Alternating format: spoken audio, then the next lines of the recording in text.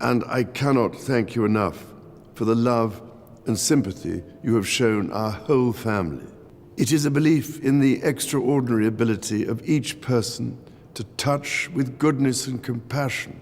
Around Easter, King Charles made a startling discovery that sent shockwaves through Buckingham Palace. Join us as we reveal the amazing story of Maid Elena and the moment that shook the royal household to its core. You may have heard people say, Buckingham Palace is full of secrets. Behind the shiny gates and tall walls, things happen that the world never gets to see. Most people assume it's all fancy dinners, gold rooms, and important guests walking around with glasses of expensive wine. And sure, there's plenty of that. But deep inside, there's another world which is made up of the staff, the people who clean, cook, serve, and keep the palace running while staying completely invisible. One of those people was a maid named Elena. Amongst the maids in the royal family, Elena stood out from the others. According to sources close to the palace, Elena didn't chat much. She never gossiped in the staff kitchen and never showed where she wasn't needed. Most of the maids had nicknames, but Elena was always just the quiet one who was known for minding her business.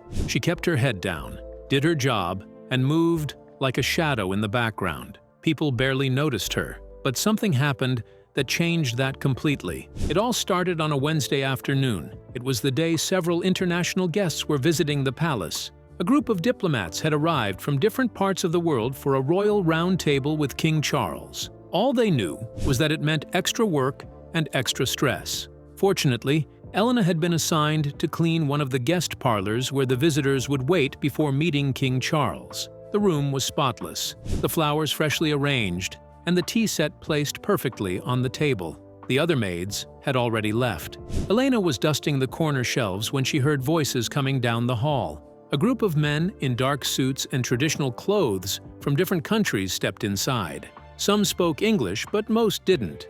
They spoke in quick, sharp words Elena understood, but didn't react to them. The guests were speaking in a foreign language, trying to communicate with King Charles' staff, but no one could understand them. From the way they spoke, it was obvious a palace interpreter was needed, but there was a problem. The royal translator was nowhere to be found. No one knew where he'd gone. The other staff panicked quietly because a diplomat from China was trying to ask for something, and no one understood him. A man from Egypt tried to explain in broken English, while another from France tried to help, only making it worse. The palace staff aren't trained for this sort of thing. They can carry trays and clean windows, but no one expects them to jump into a room full of diplomats and fix an international misunderstanding. So the room filled with nervous laughter and awkward looks. Then something unexpected happened. Elena, who was still holding and dressing the teacup, intervened and interpreted what the Chinese diplomat meant. After she interpreted, the room froze, and in awe, the Chinese diplomat turned to look at her. He answered her quickly, asking about the schedule and whether he was expected to remove his shoes before entering a certain room. Elena replied fluently, explaining the palace's customs. Are you surprised? Well, that was just the beginning. Keep watching to find out what happens next. One of the French diplomats, out of curiosity, asked her something in French. Without missing a beat, Elena responded. Clear, natural, like she'd been speaking French all her life. By this point, even the guards outside the room were peeking in, trying to see what was going on. The staff were frozen in shock. The other maids stood by the door, mouths open. The conversation switched rapidly from one language, kept up with every word like it was the most normal thing in the world. That's when King Charles himself walked by. He had been on his way to greet the guests with two advisors following close behind.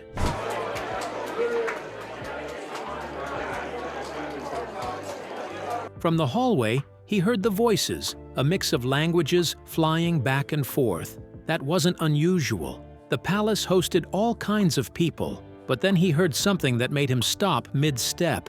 Someone was speaking in Latin, not the old stiff Latin you hear in church, but fluent, casual Latin. And whoever it was, they weren't diplomats. King Charles turned his head toward the doorway and saw her, a maid. In a mild voice, he asked the advisor following him who was the maid interacting with his guests. Remember, Elena was said to be the quiet and low-key maid. The advisor could not recognize her from the other maids. When Elena noticed the king, for a split second, she thought she was in trouble. Her stomach dropped. This was not the kind of attention a maid wanted. She was supposed to stay in the background, never speak unless spoken to, and certainly never get involved in diplomatic conversations. When King Charles eventually stepped into the guest room, his face was unreadable. The entire group went quiet. Every guest bowed slightly to give a respectful nod. Elena kept her head down, her heart pounding in her ears. He walked over to Elena. Then something unexpected happened. To test the maid's ability, King Charles spoke to her in a calm, clear voice in Greek, asking if she understood the language. Without hesitation, Elena responded in perfect Greek, her voice steady and composed. After their brief exchange, a long, stunned silence hung in the air. The king raised an eyebrow. Placing his hands behind his back, he gave a small, approving nod. Then, in front of everyone, and with no further explanation, he turned to one of his staff and said, "Have her sent to my study, now." The diplomats whispered among themselves. Palace staff exchanged wide-eyed glances. No one could recall anything like this ever happening before.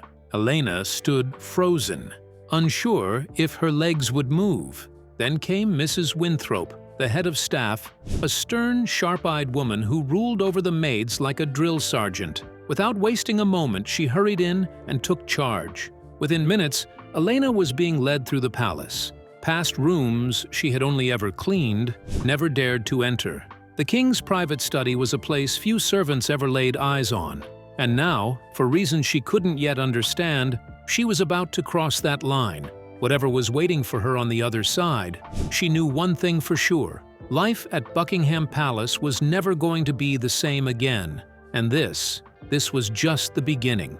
According to royal insiders, after King Charles finished his meeting with the diplomats, he went straight to his private study, a room that looked like something out of a history book. It was the perfect picture of old tradition. And there, waiting for him, was the maid. King Charles stood by the window, his hands folded behind his back, his shoulders stiff beneath his perfectly tailored suit. He didn't even glance at Elena as she stepped inside. His mind was still turning over what he had witnessed. How could a maid, of all people, casually speak flawless Mandarin, Arabic, French, and Russian like it was the most natural thing in the world? The whole thing felt impossible, and yet it had happened right in front of him. When King Charles finally turned to look at her, the tension on Elena's face said everything. She didn't know if she was about to be praised or dismissed.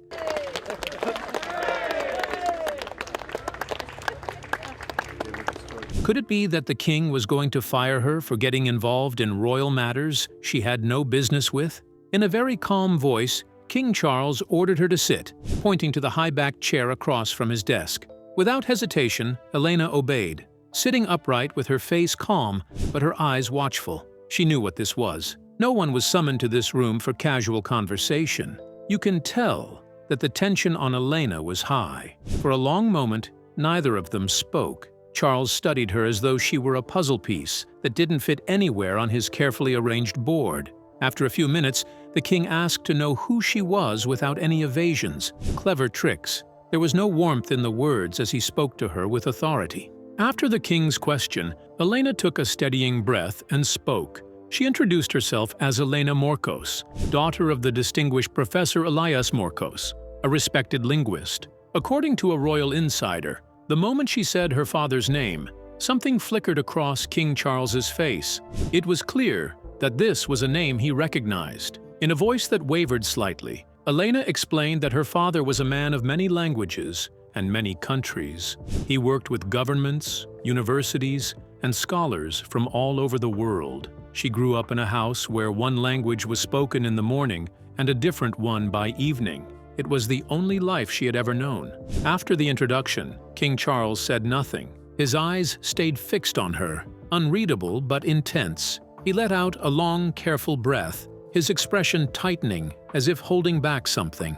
He walked over to his desk, placed a hand on the back of the chair, but chose not to sit. Then, in a voice so soft it barely reached her ears, he asked where her father was now. Elena's reply was unexpected and tragic, and what she revealed next would leave everyone stunned. Keep watching. What's about to happen will surprise you. Elena told him everything. The horrors that shaped her life, the the years she spent being passed from one set of hands to another like she was nothing.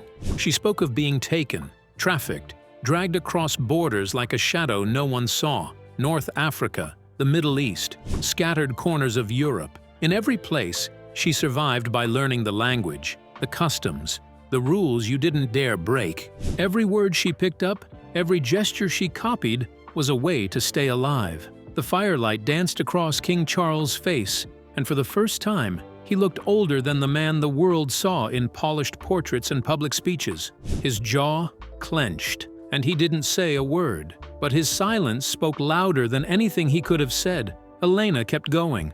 She told him how she made it to this country, how forged papers gave her a new name, and how the life of a palace cleaner was the one place she could disappear. No one noticed a maid, not in a place like this. That was the unspoken rule of royal households, and yet, she admitted, she hadn't planned to stay. The palace was supposed to be a stopover, just another hiding place before she moved on. But something about the stillness, the strict routines, the way everything stayed where it belonged, spoke to a part of her she didn't even know was still alive. In a world that had taken everything, this was a place where days made sense. When she finished, the room fell silent. The weight of her story hung thick in the air. Nobody moved, nobody spoke. And then King Charles did something no one in that study expected. He gave a thin, humorless smile. It wasn't one of warmth, but the kind of bitter acknowledgement you see in a man who realizes a truth he's ignored for too long. People like him rarely notice the ones moving quietly around them. The maids, the drivers, the nameless faces behind the curtains. But maybe they should. He didn't shower her with sympathy. That wasn't the way of this place. Instead, he spoke in a voice low and measured. The story was extraordinary, yes, but inside these walls, stories didn't count for much. What mattered was how she had made it this far, into his palace, into his world, without a single person noticing. Either his staff had failed him in ways that would soon be dealt with, or this woman standing before him was a master at vanishing in plain sight. Probably both. Their conversation shifted to languages. Charles demanded proof. He wanted to hear it. Elena didn't flinch. She corrected him softly. Not 9 languages, 11. And before anyone could catch their breath, she began. One by one, she named them. Each word she spoke rolled off her tongue in flawless native cadence. Mandarin, Arabic, Greek, Russian, French, Italian, Persian, German, Portuguese, Spanish, and a bit of Turkish. Persian, German, Portuguese, Spanish, and a bit of Turkish. The room seemed to hold its breath. Charles didn't say a word. His face didn't shift, but something in the room's air did.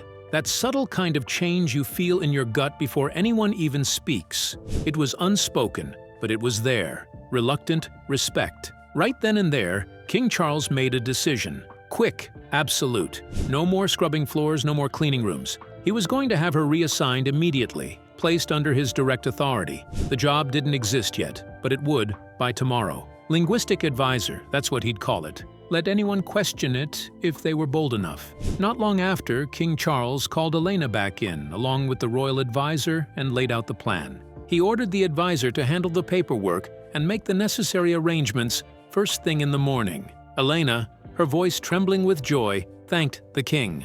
But what he said next stopped everyone cold. In a calm, steady voice, Charles looked at her and said, "This isn't kindness. It's a necessity. This palace has one interpreter, and he's nowhere to be found." The room went silent again. No one argued. No one dared. Elena left the study, the heavy doors closing behind her. But that wasn't the end of it. Remember, Prince William is already working to streamline the royal family. So when King Charles eventually passes on, what will Elena's place be? And will the other officials at Buckingham Palace accept the king's decision? We'll get to that in the next chapter, so don't go anywhere.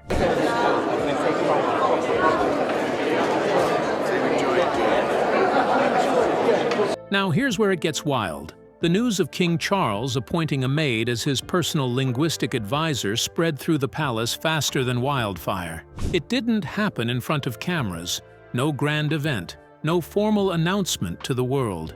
It came quietly, slipped into the day's official notices with a short, sharp letter to palace staff and senior advisors. One line. That's all it took. Effective immediately, Elena is appointed as His Majesty's personal linguistic advisor.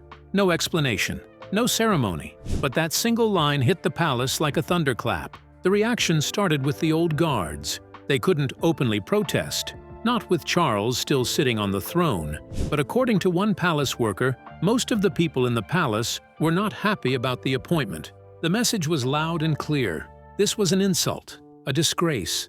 Never in Buckingham Palace's long, rigid history had a servant been raised to such a post. Tradition had been slapped in the face, and the old guard wasn't having it, but it didn't stop with them.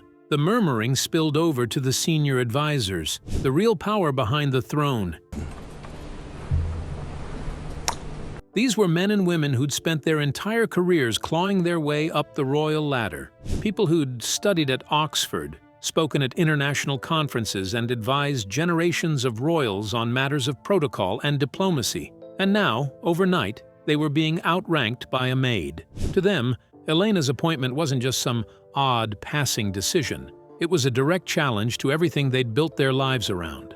During one heated panel meeting with the king, one of the senior advisors finally snapped. In a tight, formal voice, he called the king's decision reckless, said it set a dangerous precedent, that it could unravel centuries of carefully maintained tradition. The room went tense, all eyes on Charles.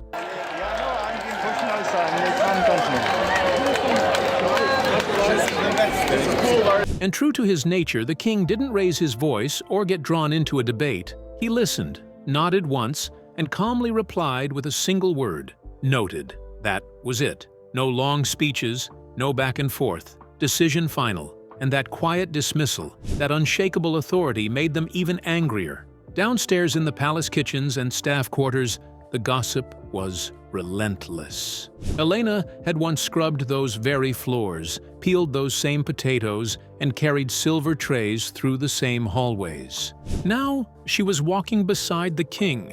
Her old colleagues couldn't decide whether to be proud, jealous, or just plain shocked. Behind closed doors, some were convinced she must have done something to win the king's favor. Rumors spread like wildfire. Amid all the noise, a few quietly admired her. The junior staff, the immigrants, the overlooked workers tucked away in the palace's forgotten corners saw Elena as a kind of symbol. If she could rise, maybe one day, someone like them could too.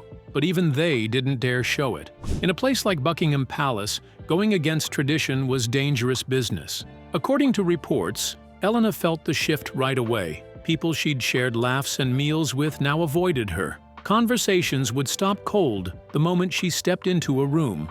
Orders came with stiff, cold formality. For the formal maid, things were never the same again.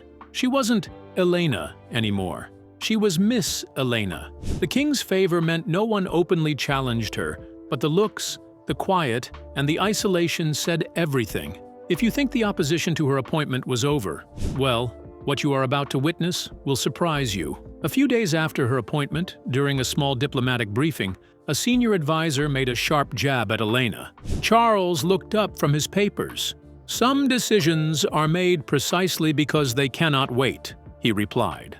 The room fell silent. Behind the scenes, high-ranking officials began murmuring about the king's judgment. Was he losing it? Was this Elena's situation a sign of poor leadership? A few even sent quiet messages to Clarence House, from where Prince William was observing the situation carefully.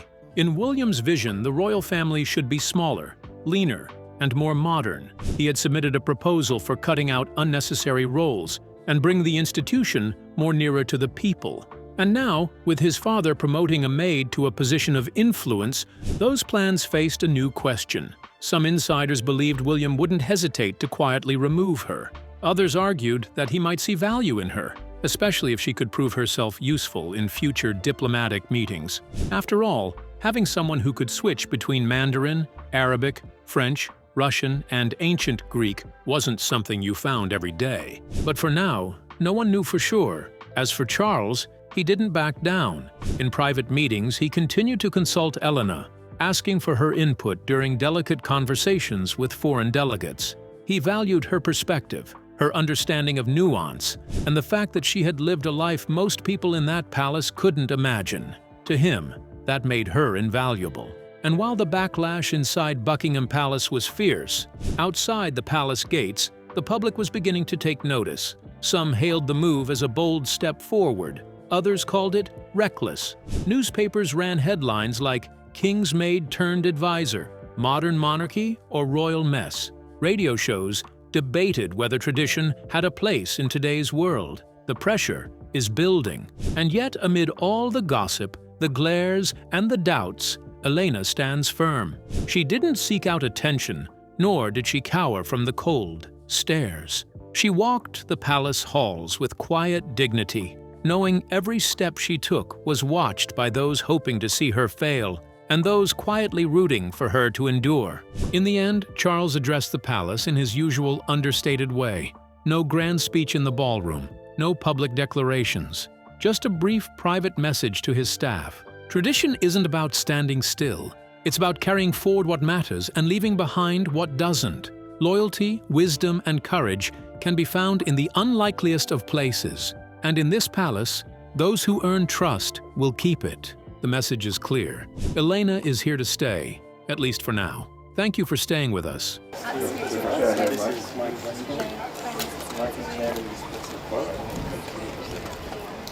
Do you think Prince William will eventually fire Elena as part of his royal reform? Share your opinions with us in the comments section. If you enjoyed the video, like, share, and subscribe to our channel. Also, click the following video on your screen, and you will enjoy it.